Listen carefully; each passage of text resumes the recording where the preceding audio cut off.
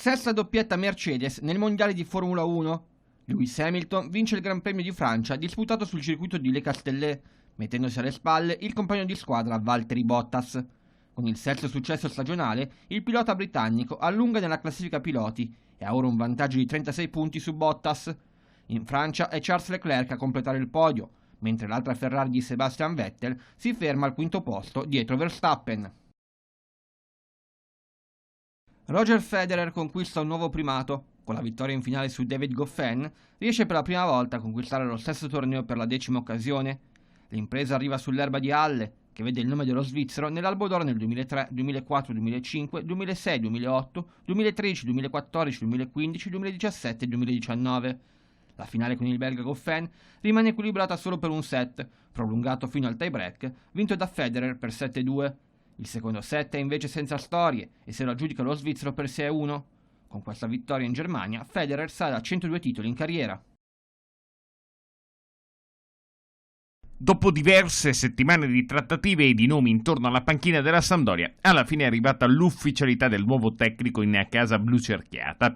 Sarà Eusebio Di Francesco a guidare i liguri per i prossimi 3 anni. Questo è il comunicato del club. Il presidente Massimo Ferrero e l'UCI Sampdoria danno il benvenuto ad Eusebio Di Francesco, che si è legato alla società in qualità di allenatore responsabile della prima squadra fino al 30 giugno 2022.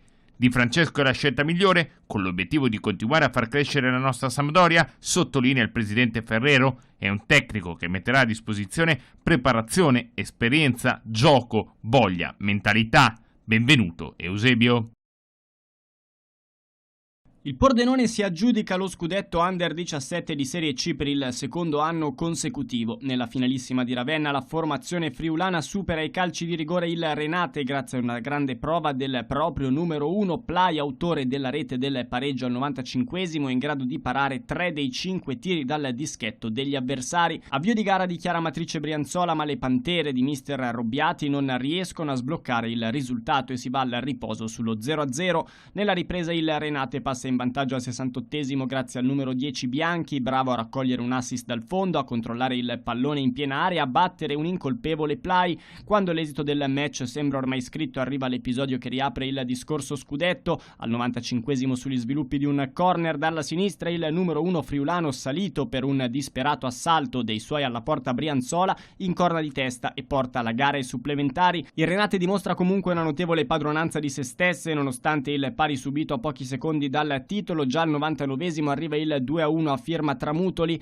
grave errore di Capitan Trentini in uscita per il Pordenone, assist di Galatà e destro sotto la traversa del centravanti subentrato a gara in corso. Trascorrono appena 2 minuti, il Pordenone torna in partita. Lazzari, anche lui partito dalla panchina, gestisce un contropiede, indovina un destro da 30 metri che si infila all'incrocio dei pali, e la rete del 2-2 che allunga l'incontro fino ai calci di rigore, nei quali torna protagonista il portiere friulano Plai, che neutralizza i tiri di Fischetti, Zalli e Maffia e regala ai suoi il secondo scudetto consecutivo.